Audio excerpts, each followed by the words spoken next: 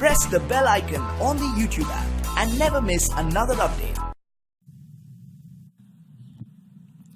Thank you, Mr. President. I take the floor to exercise India's right of reply in response to Pakistan's defense of terrorism. It is extraordinary that the state which protected Osama bin Laden and sheltered Mullah Omar should have the gumption to play the victim. By now, all Pakistan's neighbors are painfully familiar with these tactics of creating narratives based on distortions, deception, and deceit. This august assembly and the world beyond know that efforts at creating alternative facts do not change reality. Mr. President, in its short history, Pakistan has become a geography synonymous with terror.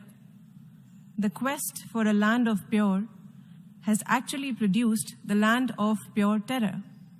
Pakistan is now TERRORistan, with a flourishing industry producing and exporting global terrorism. Its current state can be gauged from the fact that Hafiz Mohammed Saeed, a leader of the United Nations designated terrorist organization, Lashkar-e-Taiba, is now sought to be legitimized as a leader of a political party. This is a country whose counterterrorism policy is to mainstream and upstream terrorists by either providing safe havens to global terror leaders in its military towns or protecting them with political careers. None of this can justify Pakistan's avaricious efforts to covet the territories of its neighbors.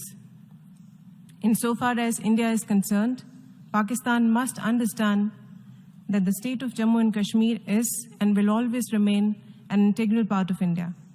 However much it scales up cross-border terrorism, it will never succeed in undermining India's territorial integrity.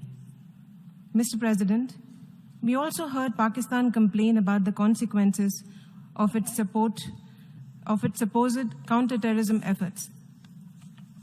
Having diverted billions of dollars in international military and development aid towards creating a dangerous infrastructure of terror on its own territory, Pakistan is now speaking of the high cost of its terror industry.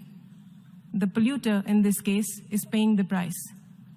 Mr. President, even as terrorists thrive in Pakistan and roam its streets with impunity, we have heard it lecture about the protection of human rights in India. The world does not need lessons on democracy and human rights from a country whose situation is charitably described as a failed state. Mr. President, TERRORistan is in fact a territory whose contribution to the globalization of terror is unparalleled. Pakistan can only be counseled to abandon a destructive worldview that has caused grief to the entire world. If it could be persuaded to demonstrate any commitment to civilization, order, and to peace, it may still find some acceptance in the Committee of Nations. I thank you, Mr. President.